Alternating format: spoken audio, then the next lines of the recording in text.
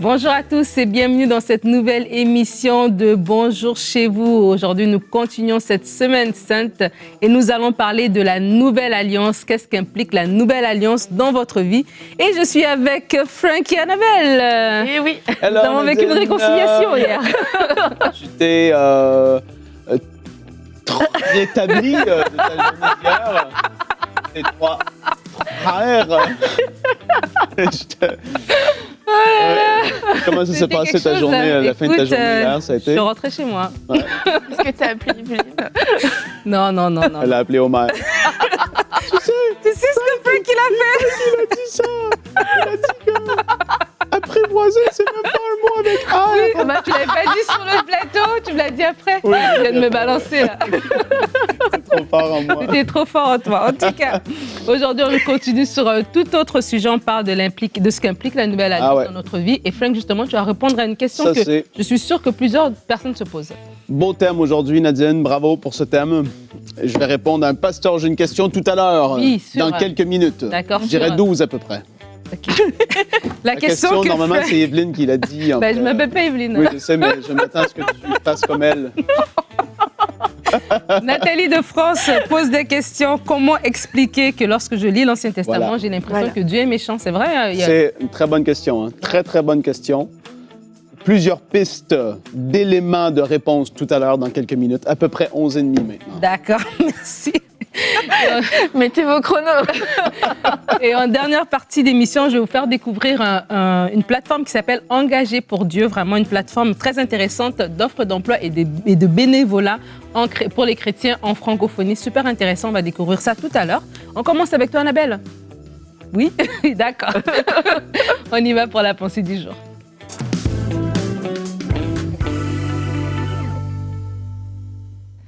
Alors aujourd'hui, j'aimerais vous encourager tout simplement à croire dans l'alliance que nous avons avec Dieu. La Bible nous dit dans Hébreu, d'ailleurs Hébreu parle énormément de l'alliance et si vous voulez faire une étude sur l'alliance, je vous encourage à lire Hébreu, que Jésus est devenu le garant d'une alliance meilleure.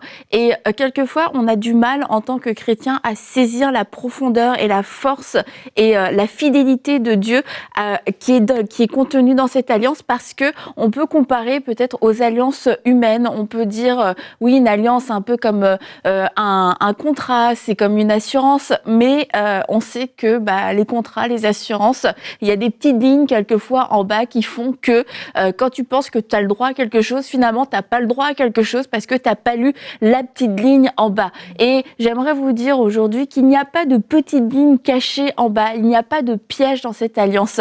Cette alliance est vérité. Et tout ce que Dieu a dit qu'il allait faire, il le fait. Et on peut du coup être dans ce repos de la foi, ne pas toujours être en train de combattre, de vouloir arracher une bénédiction, de vouloir supplier Dieu pour sa fidélité, pour son action et se dire je peux m'asseoir dans le repos de la foi parce que j'ai une alliance avec Dieu, une alliance qui ne peut pas se briser, une alliance qui est immuable, une alliance qui est tellement Dieu ne pourra pas se défaire de cette alliance. Il est en alliance avec moi et ça veut dire que Dieu est contraint d'agir, il est contraint de le faire et je peux tout simplement lui faire confiance.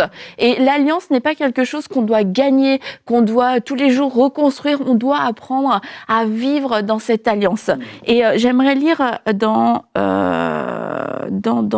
Hébreu, dans Galates. Je voulais lire dans Galates 7, au verset 17. Eh bien, je dis ceci, une alliance a été conclue par Dieu en bonne et due forme à la manière d'un testament. La loi est survenue 430 ans plus tard. Elle ne peut donc pas annuler cette alliance et réduire par là même la promesse à néant. Et on va aller un peu plus loin dans le chapitre, à partir du verset 26. Maintenant, par la foi en Jésus-Christ, vous êtes tous fils de Dieu, car vous tous qui avez été baptisés baptisés pour le Christ, vous vous êtes revêtus du Christ. Il n'y a donc plus de différence entre les Juifs et les non-Juifs, entre les esclaves et les hommes libres, entre les hommes et les femmes.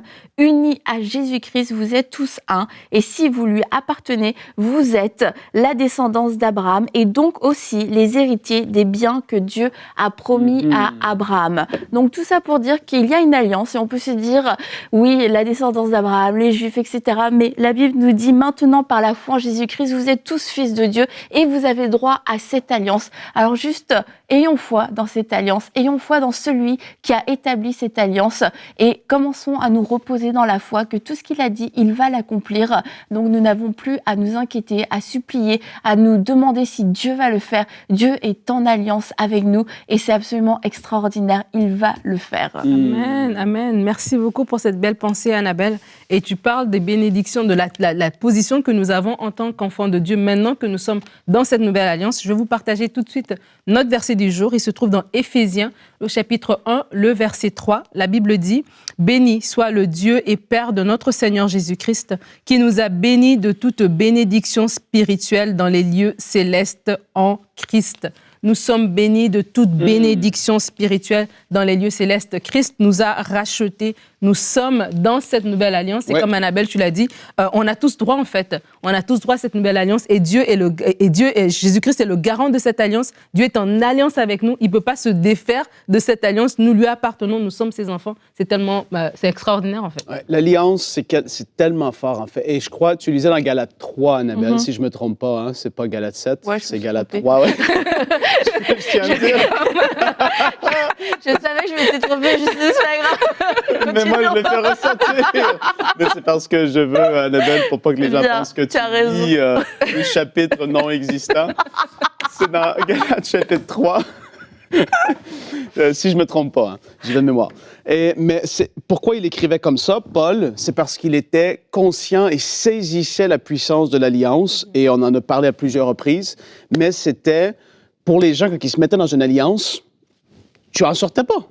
C'était comme plus fort que ta parole, entre guillemets. C'était « je suis en alliance » et les gens scellaient ça par le sang, souvent en tout cas, peut-être pas tout le temps, mais très, très souvent, soit leur propre sang, soit par le sang des animaux, mais ils scellaient par le sang l'alliance. Et j'aime trop ce que tu as dit. Dieu, entre guillemets, est contraint. Et pour des gens, ils disent « mais il n'est pas obligé ». Non, mais Dieu, quand il est dans une alliance... Oui. Il va aller jusqu'au bout de ce qu'il a dit. Absolument. Et donc, c'est de saisir cette réalité-là et de se dire que là, on est dans une nouvelle alliance avec Jésus que lui-même a établie. On peut avoir une telle confiance en sa parole parce que ce qu'il a dit, il n'est pas un menteur. Et s'il se met dans une alliance avec quelqu'un, comme il l'a fait avec tous ses enfants sur la surface de la terre, il doit accomplir sa parole. Que ce soit des promesses spécifiques pour nous, que ce soit sa parole plus générale, j'ai envie de dire, par rapport au futur qui est devant nous, qu'est-ce que Dieu va faire, comment il va agir sur la terre. Dieu, dans cette alliance, va être fidèle. Et ça, dans la nouvelle alliance, c'est une telle grâce de pouvoir vivre sous ça parce qu'il y a tellement de promesses. Absolument. J'écoutais l'autre jour un témoignage du pasteur Charles Talingano et il disait, je ne sais plus si c'était relié à quelle histoire, mais il se retrouvait dans une situation un peu complexe. Il dit « je ne priais pas, j'étais dans la foi ». Parce que j'ai une alliance avec Dieu. Et en fait, mais tu te dis, c'est ça. Et moi, je ne sais plus c'était exactement quelle histoire, mais je me suis fait la réflexion, j'ai été là en train de prier en langue et tout. Et tu te dis, c'est vrai, on a une alliance. Et je parlais du fait que nos assurances, etc., quelquefois sont pas si fiables qu'on le veut, mais une fois que quand même tu as eu quelqu'un au téléphone, écoutez, moi je suis sur le bord de la route, est-ce que vous pouvez venir me chercher? Oui, on va venir vous chercher. En fait, tu as une forme de foi et tu n'es pas là en train de les rappeler toutes les 1 minute avant qu'ils arrivent. Mais avec Dieu, on a du mal à avoir quelquefois cette assurance de se dire oui, il va être fidèle à sa parole, il l'a dit, il l'a fait. Je ne suis pas obligée parce que quelquefois on va jeûner, on va prier fort, mais pas parce que on s'attend à Dieu, c'est parce qu'on s'attend pas à Dieu et on a l'impression qu'il faut qu'on fasse ces choses-là, ça nous rassure nous. Mais quand on a cette révélation de l'alliance, en fait, c'est comme ça que ça nous permet de pouvoir, oui, il y a une difficulté qui est là, écoute Seigneur, je sais qu'on est dans une alliance, je sais que tu vas t'en occuper. Et c'est pour ça qu'on continue, qu'on ne va pas s'arrêter devant ce problème, mais qu'on va continuer notre route en disant, Seigneur, je sais que tu vas t'en occuper toi-même. Et c'est ce qui nous rend pas insensés, mais c'est ce qui fait qu'on ne va pas s'arrêter au moindre obstacle. Complètement. Et Abraham avait cette réflexion-là vis-à-vis d'Isaac. Il a demandé de l'offrir en sacrifice, mais Dieu avait promis qu'à travers Isaac, la descendance allait venir. Ouais. Et donc Abraham, c'est pour ça qu'on lit justement dans Hébreu, qu'Abraham croyait que Dieu allait le ressusciter des morts s'il devait, parce que Dieu avait fait une alliance et Abraham, connaissant et avait la connaissance de l'alliance et la force qu'elle représentait, se disait, si j'offre Isaac, Dieu va devoir le ressusciter parce que c'est de lui qu'il m'a promis que la descendance allait être. Et donc quand on saisit ça, on fait « wow ». C'est comme que tu as dit, Charles Talingano, d'autres personnes, des gens qui marchent avec Dieu, qui ont étudié la parole, qui sont conscients de qui ils sont, vivent avec cette connaissance et cette compréhension de l'alliance. Et ça change tout dans la vie chrétienne. Parce que tu n'es plus de si Dieu, si est-ce que ça. Non, je suis dans une alliance, je sais qu'est-ce qui m'appartient, je sais qu'il est fidèle, il va aller jusqu'au bout.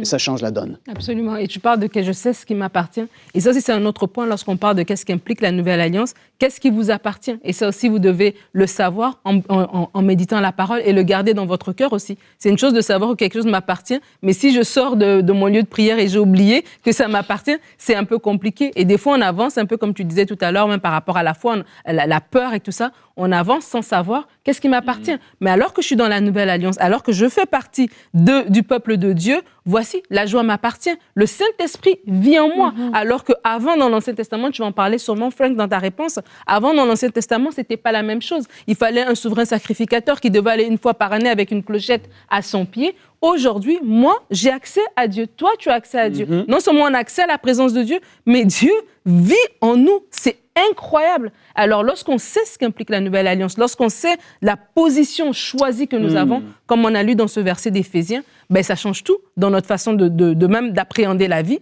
de réagir devant certaines situations. Comme tu l'as dit pour l'exemple du pasteur Charles, d'être dans la paix, même devant une tempête, en disant celui qui est en moi est plus fort que celui qui est dans le monde. Celui qui est en moi m'a promis quelque chose. Je sais que ça va se passer, en fait. Frank? Frank a fait une étude sur la nouvelle alliance. C'est pour ça que tous les yeux sont rivés sur lui. Docteur Poulain, nous sommes à l'écoute. Un des privilèges de la nouvelle alliance, et c'est ce qu'on va faire ce soir lors du live de prière inspirée.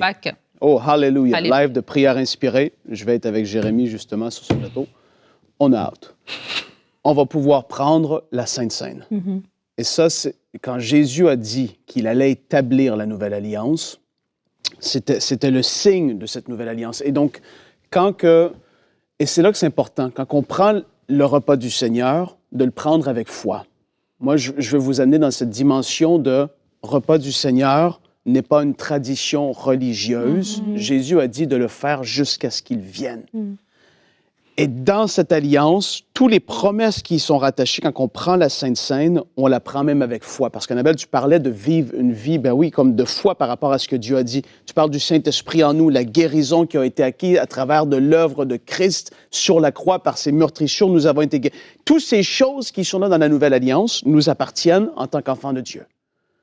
Et autant pour moi que la Bible dit que les anciens vont aller prier, imposer les mains, faire l'onction d'huile, la personne va recevoir sa percée. Pour moi, le repas du Seigneur est le signe, le symbole de cette nouvelle alliance. Quand on le prend avec foi, quelque chose peut se passer. On parle de nouvelle alliance. Donc, même si vous suivez ce live de ce soir, déjà, je vous mets dans la foi, je vous encourage à vous attendre à ce qu'il se passe quelque chose au moment où on va prendre la Sainte Seine. Le repas du Seigneur va être pris à cause de l'alliance, à cause du sang de Jésus. Je m'attends à ce qu'il se passe quelque chose dans ma vie. Amen. Je ne vais pas repartir sans avoir reçu ce que j'ai de besoin. Ce que Dieu a dit, en effet, dans cette alliance, il va l'accomplir parce qu'il ne ment pas. Et là, tu te mets dans cette attitude de foi. Pas parce que Dieu t'est obligé. Non, c'est parce qu'en fait, ça lui fait plaisir. Mais c'est à nous de s'attendre, d'être dans l'expectative que Dieu va agir et il va répondre. Donc, dans la Sainte Seine, il y a quelque chose de fort qui va se passer. Je le crois ce soir pendant ce live. Mais là, il y a encore une émission à finir. Il y a encore une émission à finir, tu as raison. Et on vous rappelle justement, il y a ce live ce soir. Bloquez votre agenda vraiment pour y être, pour pouvoir participer, partager autour de vous justement pour inviter d'autres personnes à pouvoir le faire. Nous sommes dans une semaine extraordinaire. Et tout ça, ça nous amène vers le... Pasteur, j'ai une question, c'est le temps là. Vers le pasteur, c'est une question, mais vers la Pâque aussi, j'ai envie de dire. Donc, vraiment, préparons nos cœurs. Et on va continuer cette émission avec la question que Annabelle a visiblement hâte aussi de J'ai mis mon chrono, on est à 11 minutes 30. Comme j'avais dit. Elle n'a pas la réponse, elle veut l'avoir. Voilà. C'est courageux de répondre. Ouais, c'est une bonne question, je trouve. Une question que je suis sûre que plusieurs d'entre vous vous êtes posé à la maison, parce que c'est vrai, lorsqu'on lit les Écritures, on se dit, est-ce que le Dieu du Nouveau Testament, il est différent de celui de l'Ancien? C'est Nathalie qui pose la question. Comment expliquer que lorsque je lis l'Ancien Testament, j'ai l'impression que Dieu est méchant? Nathalie a des bonnes questions. Hein? Elle pose des bonnes questions. Non, c'est une très bonne question, Nathalie. 5 minutes pour y répondre. Je vais essayer d'être droit au but. Mais c'est sûr que si Nathalie serait devant moi, elle dirait « Oui, mais! Oui, mais! » Et là, on ne peut pas répondre à tous les « oui, mais ». Et je n'ai pas les réponses à tous les « oui, mais » du monde. Mais vraiment, par rapport à cette question, c'est vrai qu'il semble y avoir une différence. Mais il n'y en a pas. Toute la Bible est une révélation progressive de Dieu, sa nature et son plan de rédemption jusqu'à l'accomplissement total de toute sa parole. Toute la parole de Dieu, c'est une révélation de plus en plus progressive de qui est Dieu, de son plan, sa nature et son plan de rédemption pour l'humanité. Tout s'en va tout converge vers l'œuvre de la croix et de ce que Jésus allait accomplir vis-à-vis de l'humanité. Et c'est super important que quand on lit la parole, on ait cette pensée-là, c'est-à-dire quand je lis Exode, pour nous, aujourd'hui, c'est tellement facile après ça, aller directement dans le Nouveau Testament et de lire des réponses à des questions. On voit ça dans Exode, mais là, il y a quelque chose qui va, dans le Nouveau Testament, nous révéler le pourquoi. À l'époque, eux, ils allaient avec la révélation de ce qu'ils avaient de Dieu, de qui était Dieu pour eux. Et donc, nous, aujourd'hui, on a comme la révélation tellement extraordinaire de qui il est dans toute sa parole. Donc, c'est super important de lire la Bible avec la connaissance, la compréhension des alliances, de ce que ça représente. On en a parlé un tout petit peu tout à l'heure, parce que sinon, on a l'impression que ça ne va pas être cohérent. On se dit, mais il y a une incohérence dans le truc, c'est trop spécial. Dieu, dans l'Ancien Testament, fonctionnait sous l'alliance dans laquelle il se trouvait. Donc, si Dieu n'est pas un menteur, si Dieu ne change pas d'idée dans qui il est, dans sa personne, bien justement, s'il est sous une alliance avec soit quelqu'un ou avec un peuple, parce que dans l'Ancien Testament, c'était avec le peuple d'Israël. Aujourd'hui, nouvelle alliance, c'est une alliance, moi, vis-à-vis de Dieu, Nadine vis-à-vis de Dieu. Nadine ne se prend pas les coups, entre guillemets, pour ce que Frank a fait, parce qu'elle est en alliance individuelle avec Dieu, et c'est pareil aujourd'hui, mais ancienne alliance, le peuple d'Israël vis-à-vis de Dieu. Donc, Dieu, dans l'Ancien Testament, fonctionnait avec cette alliance, et cette alliance disait, si tu fais ça, c'est ça. Si tu fais pas ça, c'est ce qui va arriver. Il va y avoir telle conséquence, tel jugement, tel truc qui va arriver, parce que dans l'alliance dans laquelle il se trouvait, c'était comme ça que ça fonctionnait. Comme un petit enfant qui a son père qui est là et qui dit « Fais pas ça, fais attention, parce que si tu fais ça, il va y avoir une conséquence. » Et ça va être, entre guillemets, je vais le dire comme ça, le jugement va être direct, rapide. Il va y avoir une conséquence et ça ne sera pas agréable. Maintenant, si tu fais ça, ça va super bien aller. Ah, et c'est ce que je veux pour toi. Je veux que ça aille trop bien dans ta vie. Écoute-moi, s'il te plaît, parce que si tu m'écoutes, tu vas voir, waouh, ça va être extraordinaire. Mais Dieu, c'était comme ça qu'il agissait, et c'est comme ça qu'on peut le voir. Si vous obéissez à ma voix, si vous suivez mes commandements, vous allez être la tête et non la queue, vous n'allez jamais manquer, vous allez être... Mais si vous faites ça, c'est comme ça que ça va se passer. Donc Dieu, Ancien Testament, Ancienne Alliance, fonctionnait comme ça. Mais malgré le jugement qu'on pouvait voir, qui était toujours juste et parfait. Quand Dieu applique un jugement ou apporte un jugement, c'est juste et parfait, parce que tout ce qu'il fait est juste et parfait.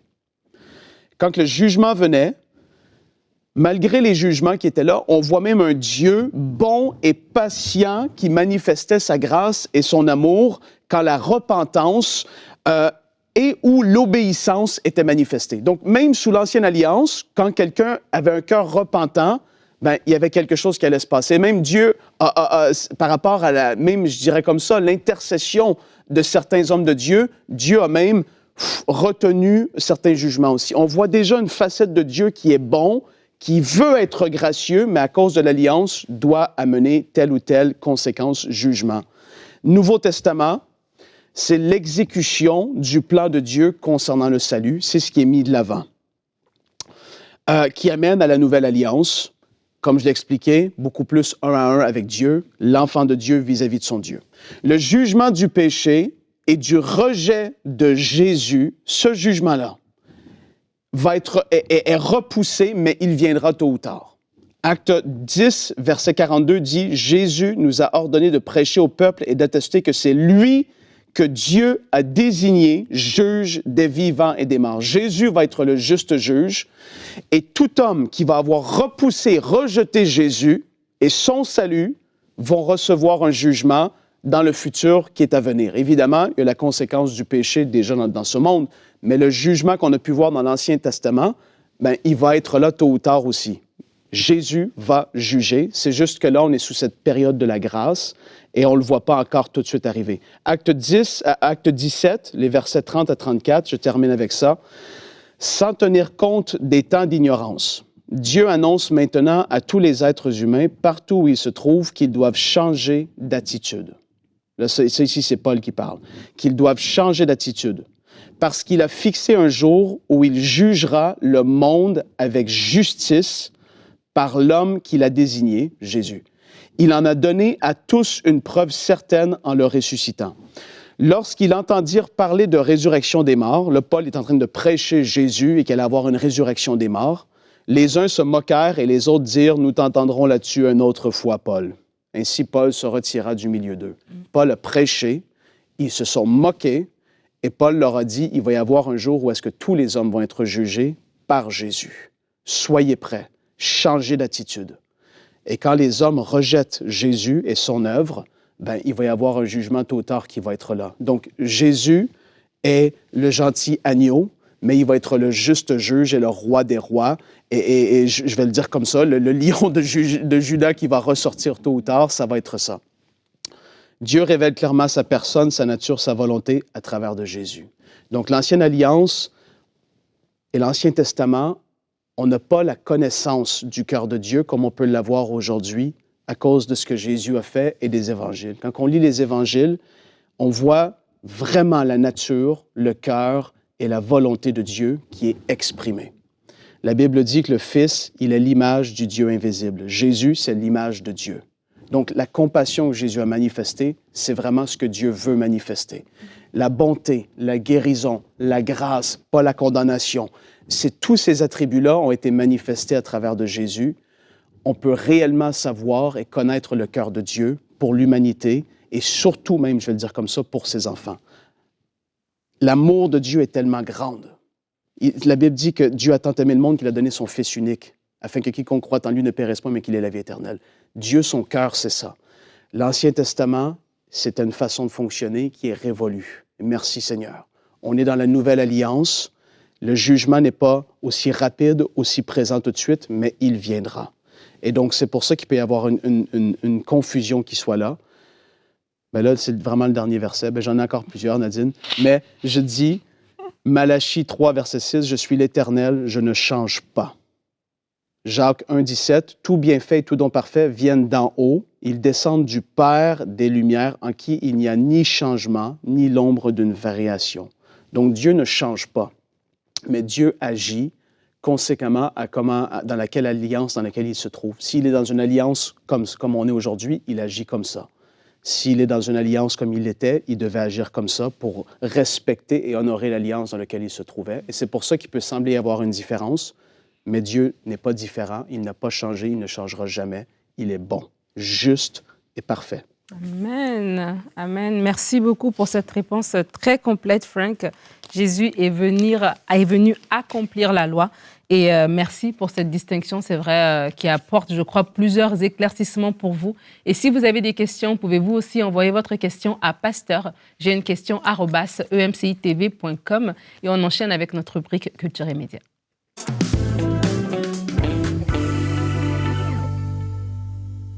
Alors, pour terminer cette émission, je vous fais découvrir, si vous ne le connaissez peut-être pas, une plateforme qui s'appelle Engagé pour Dieu, pour offrir, en fait, c'est une plateforme dans laquelle on peut venir, soit on cherche de l'emploi ou du bénévolat, soit des offres d'emploi ou des personnes qui en cherchent dans la francophonie, et c'est pour les chrétiens. Il y a une vidéo de présentation, je vous laisse découvrir. Engagé pour Dieu, c'est une plateforme internet d'emploi et de bénévolat qui permet aux organismes chrétiens en francophonie de publier leurs offres d'emploi et qui permet aux candidats de faire des recherches et de postuler. Qu'il s'agisse d'œuvres chrétiennes humanitaires ou bien sociales, de collèges bibliques ou encore de médias, des besoins de ressources humaines se présentent tout au long de l'année.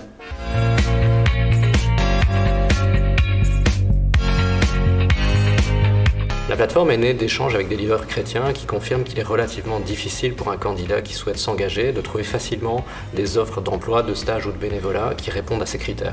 De plus, beaucoup d'organismes n'ont pas forcément la visibilité ou les ressources nécessaires pour faire connaître leurs besoins au-delà de leur communauté locale. Elle est destinée à deux publics bien distincts. D'un côté, on va avoir les organismes chrétiens qui ont des besoins de ressources humaines, que ce soit bénévolement ou bien rémunérés. Et de l'autre côté, on a les candidats chrétiens qui cherchent à s'engager de manière locale ou bien à distance depuis chez eux. En résumé, Engagé pour Dieu est une plateforme un petit peu comme le Forum, le Pôle emploi chrétien francophone qui leur permet de filtrer de nombreuses offres pour s'engager à servir Dieu. Non, c'est entièrement gratuit, chaque organisme peut publier gratuitement ses missions et nous nous chargeons de les relayer sur nos réseaux sociaux. C'est beau, hein? Une très, très belle plateforme, très intéressant ce qu'ils font. Vous pouvez y trouver, si jamais vous voulez vous y aller, vous pouvez y retrouver des missions rémunérées et bénévoles. Comme ils ont dit, c'est ouvert à tous. Hein, c'est dans des églises, mais aussi des organismes chrétiens, en administration, finance, communication, même des ministères pastoraux aussi. J'ai vu des offres d'emploi par rapport à ça. Vous pouvez trouver un contrat à durée indéterminée ou même juste un stage ou un freelance. Différentes options comme ça sont disponibles pour vous. Donc, si jamais ça vous intéresse, vous pouvez vous rendre sur engagepourdieu.com et voilà, visiter cette belle plateforme. Merci super, Nadine. Hein? Mais tu cherches pas de travail, toi, donc. Non. Malgré après l'émission d'hier, je sais pas. Non. OK. Il faut écrire un commentaire à Nadine, s'il vous plaît. Toi, et là, il faut encourager Nadine. Un commentaire où il y a au moins 3 R. Bon, bref. Nous t'aimons, Nadine. Oui, et c'est ta dernière journée sur le plateau aujourd'hui, tu ne seras pas là demain. T'as l'air contente. J'annonce si les gens veulent te dire bye pour la semaine. Evelyne n'avait pas que je quitte l'émission, hein? Mais non, mais moi non plus d'ailleurs. OK. De toute façon, on va te voir ce soir au live. Ah oui, c'est vrai. C'est vrai. Et nous, on va se revoir demain. Notre thème pour clôturer cette semaine sainte, tout n'est pas mort, Christ est victorieux. Alléluia. Et nous aurons une rubrique C'est mon histoire avec le pasteur Charles Talingano avec ses témoignages tellement extraordinaires. Et cette fois-ci, il va nous raconter les visions extraordinaires qu'il a pu avoir. Alors, une très, très belle émission nous attend demain. Merci de nous avoir suivis. Bonjour chez vous.